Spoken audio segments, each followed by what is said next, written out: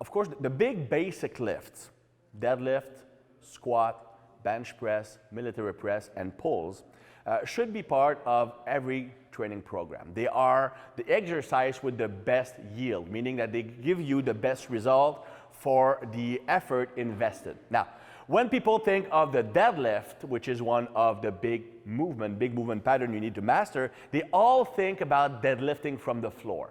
Now, when you think about it, the height of the barbell when it starts on the floor, it's really arbitrary. It only depends on the size of the plate. And you know where does that come from? The original height of the barbell is simply from old school, like the first Olympic lifting contest, when they standardized the size of the plates.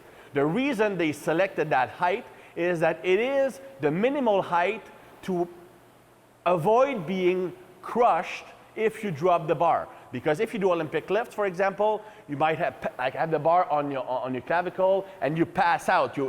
Everybody who has done cleans before, jerks before, know the feeling of becoming lightheaded. In competition, I even drop back myself. So that often happened in the past. And what they did to avoid getting crushed in the face, having your skull bashed in when dropping the bar, they measured the height of the skull, and that's how they decided the height of the plate. So it's so that nobody would actually have the barbell dropped on your face if the barbell actually is dropped on you. So that is the main reason for the original height of the plates. So it's quite arbitrary. The thing is that not everybody is structurally built or functionally designed to be capable of doing a deadlift from the floor. Now, if you are forcing yourself to deadlift from the floor because it's hardcore, you might actually end up injuring yourself. If you don't compete in powerlifting, you just want to get stronger and build muscle, you might not need to go all the way down to the floor. Just find the optimal height for you. So one simple test you can do is, I'm gonna have Alex here, just stand up, and I'm gonna ask him to try to touch his toes while doing a hip hinge. A hip hinge is not bending forward. It's pushing the hips back with slight bend, but not bending the knees too much, just to see how low he can go. I'm gonna put a dowel on his back to see if he loses that back tightness. So just go very slowly. So here, you see, he starts to have a little bit, that's still pretty good. So go a bit lower. All right. Now he's losing that position here. So now the back is a bit rounded. So that would be slightly too low for him.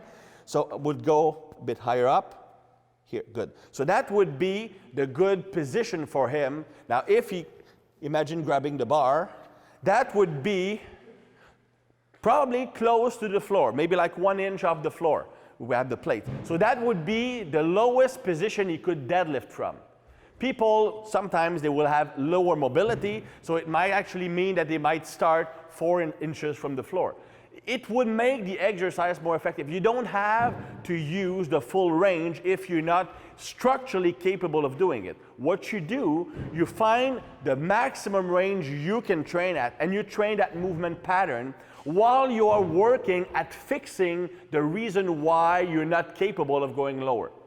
So train the movement pattern, not necessarily exercise. It's not about doing an exercise, it's about working a movement pattern.